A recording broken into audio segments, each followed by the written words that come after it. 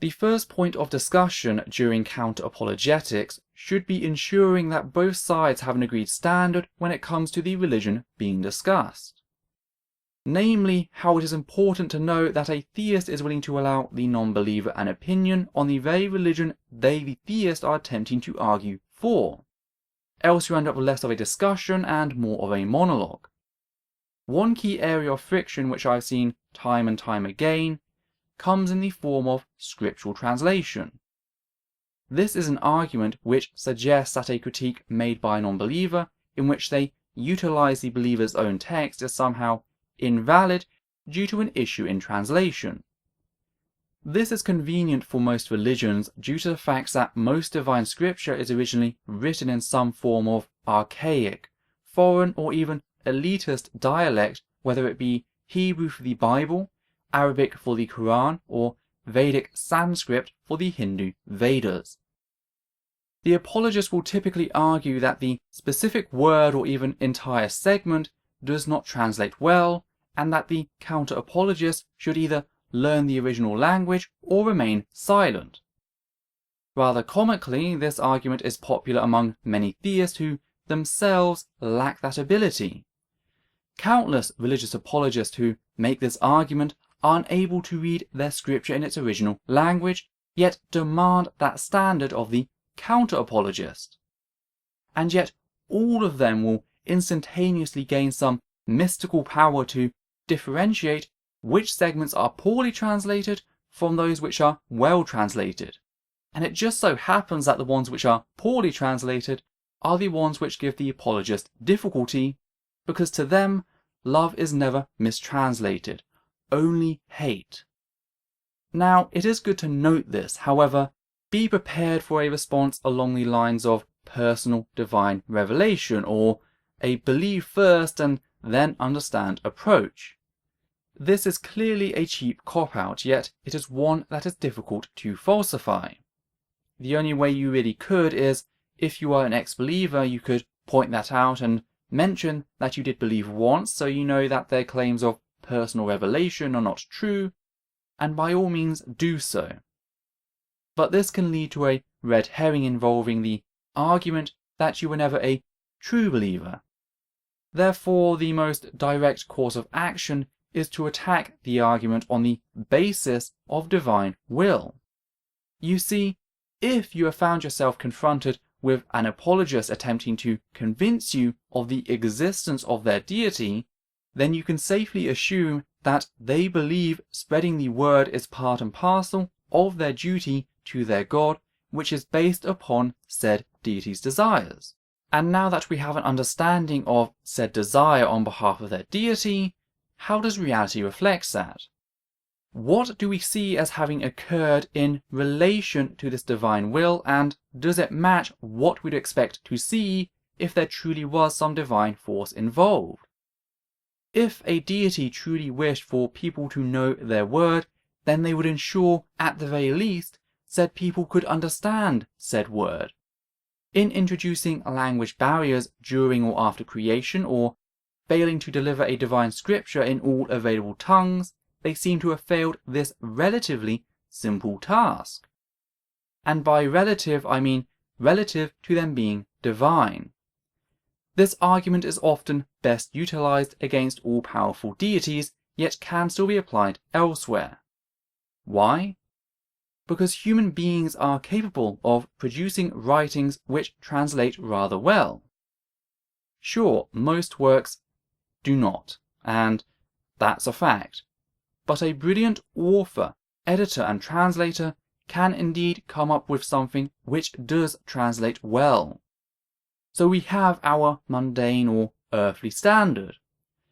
Ergo, if the divine rises above that of the mundane, we would expect the very text they wish to share to have this quality at the very least.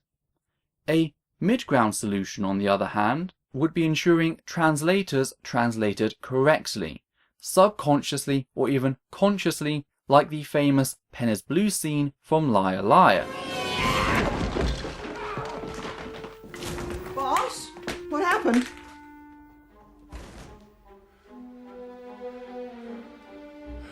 pen is blue. The pen is blue! The goddamn pen is blue! And then we have the fancy end of the spectrum, in which you could cut out the middleman and make it so the scripture could be understood by anyone, regardless of what language it is written or spoken in, or just broadcast it to everyone simultaneously.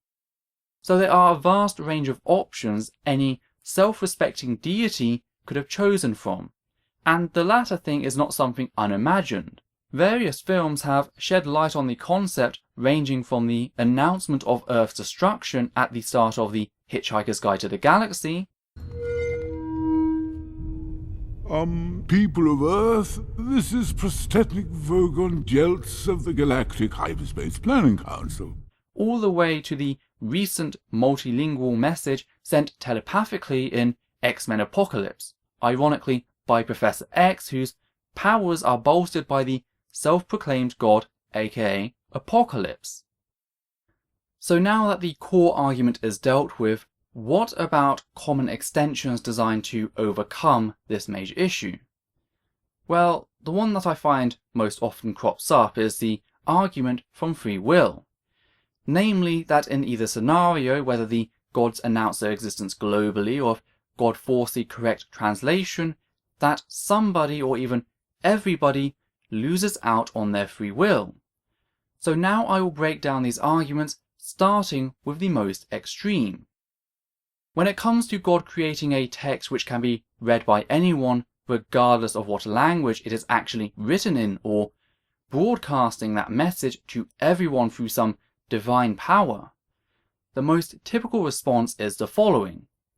In doing so, God would be proving their existence with 100% certainty, and that would leave people without free will. The problem with this is, knowing something exists does not intrinsically mean you have to follow its commands. Replace God with, say, your parents, and you instantly see what I mean. Also, this contradicts other claims made particularly by the followers of the Abrahamic religions. Many of them believe they have had some divine revelation, personal divine revelation, and yet still believe they hold free will. It's kind of a tricky one for them to skirt around. Fact is, you need knowledge to make an informed decision. If you lack that knowledge, you can't make an informed decision. If knowledge took away your free will, then informed consent goes right out the window. You wouldn't be able to have any surgical practices or psychological assistance because you need to give informed consent. So, yeah. And this claim also becomes even more troublesome if you look at the fall of man. Here, Adam and Eve, 100% of the global population knows God exists and, according to this argument, lacked free will. Well, if they lacked free will, how could they be held accountable for eating the forbidden fruit? Either knowing of God took away that free will, and they cannot be blamed for what they did, or knowing of God did not affect their free will, and this argument is bunk. Moving on to divine translation, making it impossible for a translator to translate incorrectly, how does that even touch upon free will? Whilst I could see this argument working for someone who deliberately wants to damage the Holy Scripture, it doesn't stand up for someone who is genuine in their beliefs.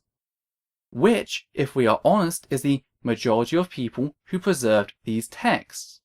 If a person already had the will to translate this text, giving them a divine intellect boost, to do so does not alter that will.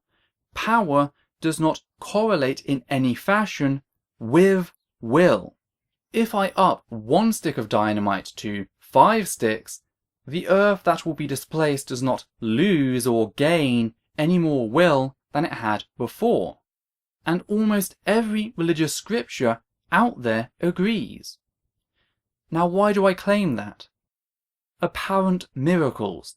Some deity gives some avatar or prophet special powers to carry out a task. If it was not a breach of free will in these instances, why does that suddenly change when translating scripture? As we can see, this argument is internally inconsistent with other claims made by apologists. And this is without even noting that the free will argument doesn't even begin to touch the most simple solution. Make the text easy to translate, not impossible to get wrong, just hard to do so. That way, only the text is being altered, not a person, and certainly not a person's free will. Another solution, which is actually more of a preventive, would be putting a stop to language evolving into various forms. Deities could have easily made language universal, just like other human symbols such as smiling or crying. But alas, that is not what we see. The evidence does not line up. We have texts which, according to the apologist defense being discussed, translate poorly in a world where multiple languages exist. What this means is that either A, God is incompetent and cannot get their message across, even in a mundane fashion, meaning that they lack the divine. B, God does not care about getting their message across and said scriptures do not speak for them. C, God does not exist and all of this speculation is for naught. Or D, the defense from poor translation is false. The texts are translated perfectly fine. So either way, the apologist has to pick their poison. Thus, in closing, there is no way this defense can be upheld by the apologist in defense of their God. A poor translation shows a lack of ability, a lack of care, or a lack of existence. Those are the alternatives to, rather simply, this argument being bogus. And with that said, have a great day.